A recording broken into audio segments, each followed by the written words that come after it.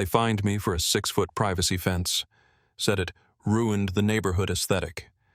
But when I looked into their own fencing rules, I found something they never expected anyone to check: a hidden exemption zone around their own properties. My fence wasn't the problem. Theirs was hiding something much worse. It started with a fence. Lucas had lived in the neighborhood for just under a year when he finally decided to install it. A clean 6-foot wooden privacy fence along the back of his yard. Nothing extravagant. Standard pressure-treated panels, evenly spaced posts, flat top, natural wood finish. It was exactly the kind of fence that blended in without calling attention to itself. His backyard bordered a narrow drainage easement, then opened into a wooded area. No houses directly behind him. The only thing his fence blocked was the occasional view of raccoons and overgrown ivy. And yet, a week after the final panel went in, the letter arrived. HOA letterhead. Pale blue paper, bold print at the top. Notice of non-compliance. Unauthorized fence height violation. Lucas stared at it in disbelief. The notice claimed his fence exceeded the maximum height allowed under HOA standards, 5 feet. It gave him 15 days to lower the fence to an appropriate community standard, or face a fine of $100 per week, plus corrective enforcement charges. It cited Article 9.2 of the HOA's architectural guidelines, which he hadn't even known existed until that moment. The timing felt ridiculous.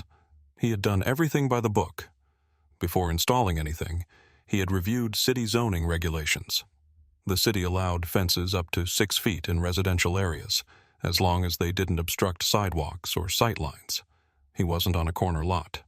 No utility easements, no complaints, just a clean line of privacy in his own backyard. He called the HOA to clarify, expecting it to be some clerical error. It wasn't. The woman who answered the phone read from a script.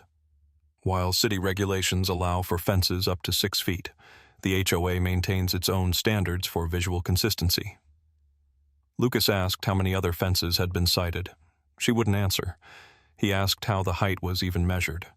His yard sloped slightly downhill toward the back, meaning some panels might technically measure a few inches taller from ground to top depending on where you stood. The response was robotic. Any panel exceeding 5 feet in visible height must be modified. These are community-wide standards. Except they weren't. Lucas took a walk that evening. Not a rage walk. A research walk. Within 20 minutes, he'd counted 7 fences in the neighborhood that matched or exceeded his. 2 of them on the same block. One of them, he noticed, wrapped around a corner lot with lattice extensions on top, clearly taller than anything he'd built. None of them had red tags. None had violation notices posted. And here's where it got interesting. One of the tallest fences belonged to Dennis G., HOA vice president. Lucas took pictures, measured by eye, checked Google Street View to see how long those fences had been up. Most were years old. None had been touched. He looked again at his own fence, barely visible from the road. Tasteful. No complaints from his immediate neighbors. He'd asked before building. He even offered to help one of them replace their own aging chain-link fence, just to maintain continuity. So why him? Why now? He opened his HOA welcome packet, the same one gathering dust in the kitchen drawer since he'd moved in, and found a copy of the rules. Article 9.2 was there, just as the notice said. It limited fences to 5 feet in height, unless otherwise permitted by lot designation. Lot designation? Lucas checked the map. There was no mention of designations in the guidelines themselves, nothing about which homes qualified, no annex, no chart, just a quiet loophole buried in a vague sentence. That night, he didn't sleep much. Not from anger, from curiosity. He had a feeling this fence citation wasn't about height at all. It was about who was allowed to break the rules, and who wasn't. Lucas wasn't one to pick fights, but he also wasn't the kind of person who ignored patterns. especially when they didn't add up. And this whole lot designation clause? It stunk of selective enforcement. He started collecting data the only way he knew how, with a spreadsheet. Over the next week, Lucas walked every street in the neighborhood, noting the height and style of every fence he could see. He created columns: address, fence material, estimated height, decorative features, condition, and whether it had lattice or extension elements. He wasn't being invasive, just observant. Most fences were standard and short, sure, but more than a dozen clearly exceeded 5 feet. Some by a little, some by a lot. Not one of them had a visible notice. Not one was flagged. Then he cross-referenced homeowner names using the HOA member directory. That's when it got interesting. Of the 14 oversized fences he logged, 9 belonged to current or former board members, their relatives, or people who had held committee positions in the past 5 years. In a neighborhood of 122 homes, that wasn't coincidence. That was a pattern. The final nudge came when Lucas reached out, carefully, to his neighbor Mark, who'd been in the neighborhood for over a decade.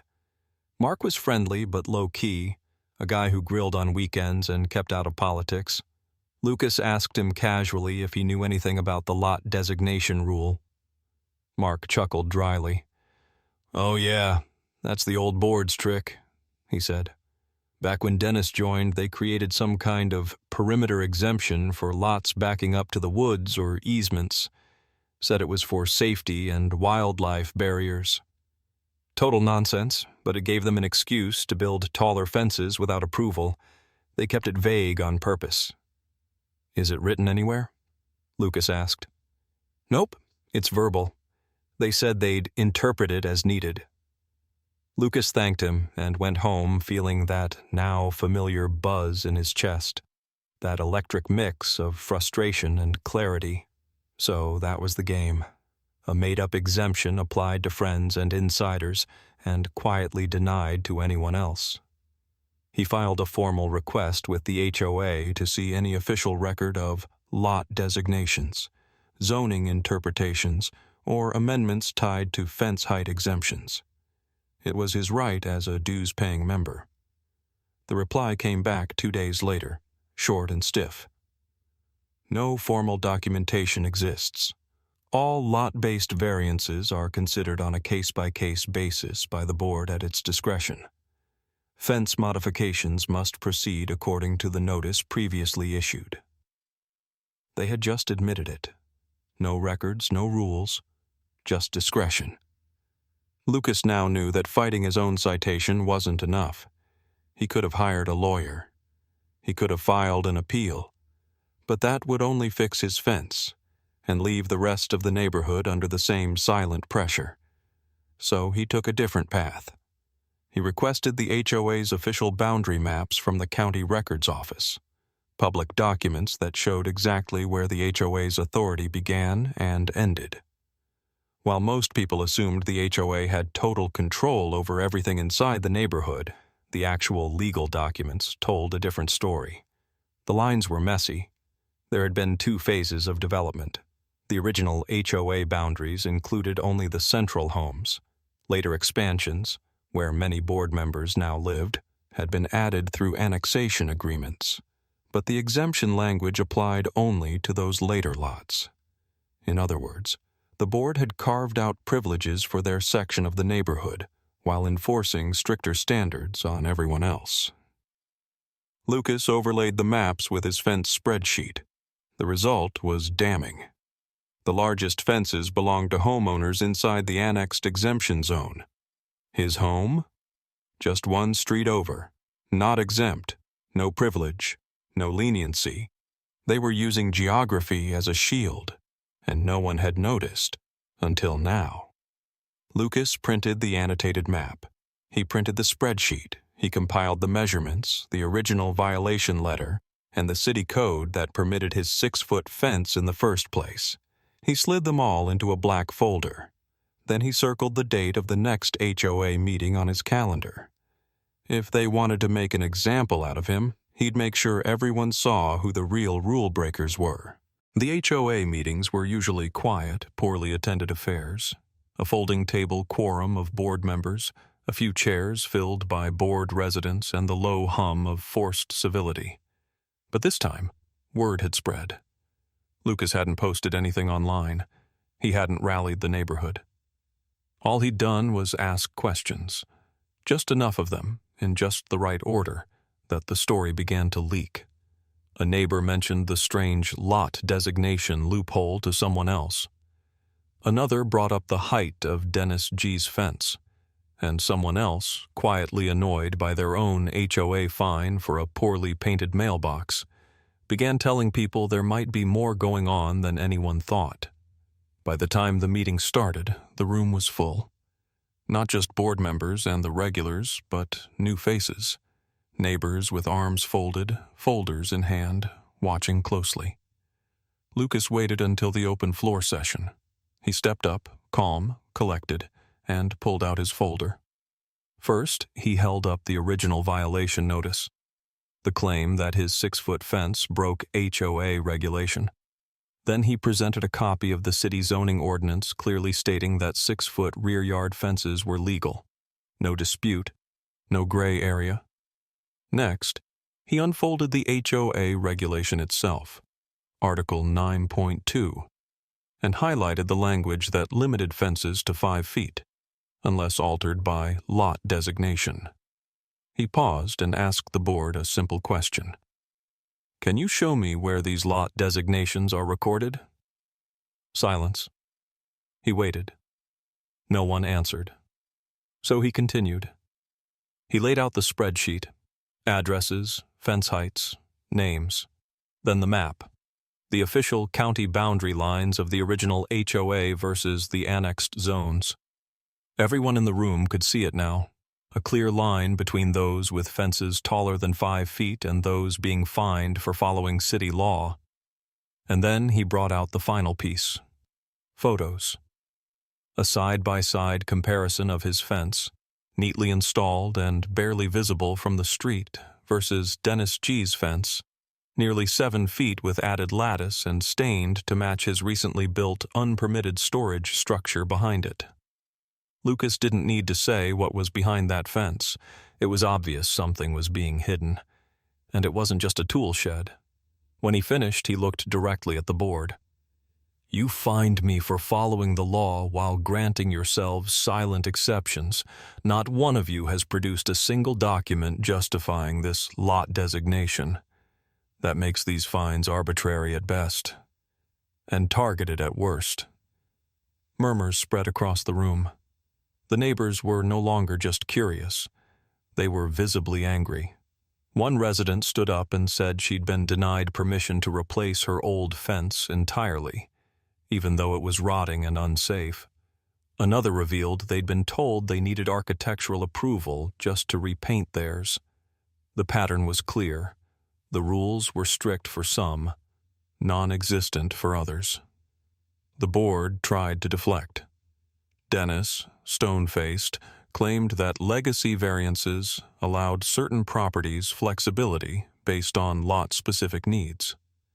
But when asked to produce any written policy backing that claim, he came up empty. Someone near the back asked the question out loud. So why does your shed get protection, and his fence gets a fine? The room turned quiet. Lucas didn't press further. He didn't have to. The silence said enough. The meeting adjourned with no decisions, no votes, just tension so thick it could have been nailed to the walls. But as people filed out, Lucas saw the shift happening in real time. People who had been silent for years were now talking, comparing letters, pulling out their own notices from months or even years ago. And the board? They suddenly looked very small, seated behind that folding table. Lucas knew what came next. The fence fight wasn't over. But now, it was everyone's. The fallout didn't take weeks. It took days. What had started as a routine HOA violation spiraled into a full-blown neighborhood uprising. Word about Lucas's presentation at the meeting spread faster than the board could contain it. Someone had recorded the whole thing, quietly, from the back row, and posted the video in the local community group. By the end of the week, it had over 200 comments, many from residents who had long suspected something was off but had never connected the dots. And now the dots were all connected. The board tried to regain control. Dennis G. sent out an official clarification memo to all residents, claiming that Lucas's presentation contained misleading interpretations of the architectural rules and non-contextual zoning overlays. It sounded impressive, if anyone had believed it. But no one did, because Lucas released everything, not just a summary, the full file, the annotated map, the photos, the fence measurements, the permit references, even quotes from city zoning officials who had confirmed in writing that his 6-foot fence was legal and required no special exemption. But the real breaking point wasn't just about fences. It was about what those fences were hiding. As neighbors began looking into their own records, 2 residents came forward with something bigger. One of the lots inside the so-called exemption zone had a structure in the backyard that wasn't listed on property tax filings. It was a finished, air-conditioned unit, wired for electricity and water, being quietly rented out as a studio apartment through short-term lease contracts. The owner? A board member. One who had voted in favor of Lucas's violation notice. The hypocrisy snapped everything into focus. Lucas's fence wasn't the problem. It had never been. The problem was the illusion of fairness, a board that fined for minor, technical violations while shielding themselves behind unrecorded exceptions and self-serving rules. The anger that followed wasn't just about HOA overreach. It was betrayal. Years of quietly paid fines, denied requests, and dismissed concerns had built up like pressure behind a dam. Now it cracked. Residents called for an emergency vote of no confidence in the board. It had never been done before, but the HOA charter allowed it with 25% of member signatures. Lucas didn't lead the effort. He didn't have to. His neighbors did it for him. Within 5 days, over 40% of the community had signed. The HOA was forced to call a full vote to dissolve and re-elect the board from scratch. Dennis resigned before the vote. 2 other board members followed. No statements, no apologies. Just quiet exits as the new leadership was ushered in. People who had stood up not for power but for consistency, fairness, transparency. The first act of the new board was to review every outstanding violation issued over the past 3 years. Fines were suspended, enforcement halted, and a full audit of internal policies was launched. They also voted unanimously to repeal the lot designation clause entirely and replace it with clear written standards. No more verbal loopholes, no more special zones. Lucas received a letter, but this one was different. Typed in plain black ink, no legal threats, no fines. Just this. Your fence is compliant with both city and revised HOA standards. Thank you for your patience and for helping this community get back on track. He read it once, then folded it and slipped it into the folder where he had kept everything. He didn't need it as proof anymore, but he kept it anyway. A quiet ending to a loud chapter. That evening he stood in his backyard as the sun dipped low, casting long shadows across the fence. It hadn't changed. Same wood, same height. But now it felt like something more than privacy. It was a boundary, not just of property, but of principle. And for once, the right side of it had won. Lucas didn't build the fence to start a fight. He built it for the same reason most people do. Privacy, peace, a little distance from the world beyond his yard. But sometimes, peace only comes after confrontation. And now, with the dust settling and the board replaced, that fence stood as something more than wood and nails. It had become a symbol. Under the new board, the neighborhood changed. Not overnight, not with fireworks or grand speeches, but steadily, in a way you could feel. HOA meetings were now held in open spaces with live stream links and time allotted for resident questions. Policies that used to be decided behind closed doors were now posted for comment a full week before any vote.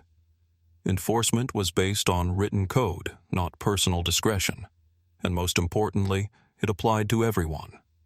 The lot designation clause was struck from the record entirely. In its place was a clear, unambiguous set of guidelines that matched city zoning standards. No secret exemptions, no hidden maps, just transparent, reasonable rules. Fences up to 6 feet were now formally allowed in all backyards. No variances needed. Residents who had been fined were reimbursed.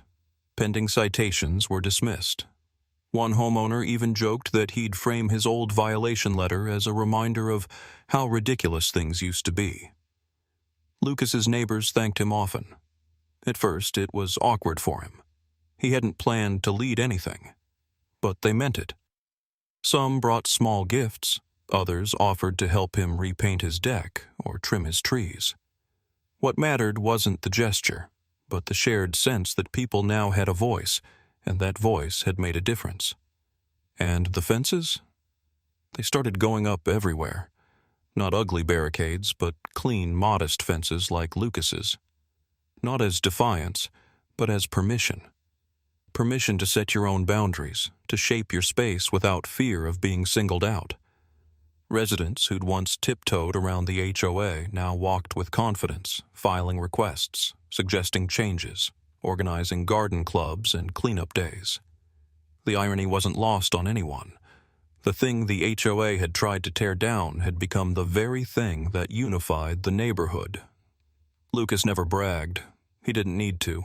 His actions had already spoken, and in the end, he kept his fence, unchanged, uncut, untouched.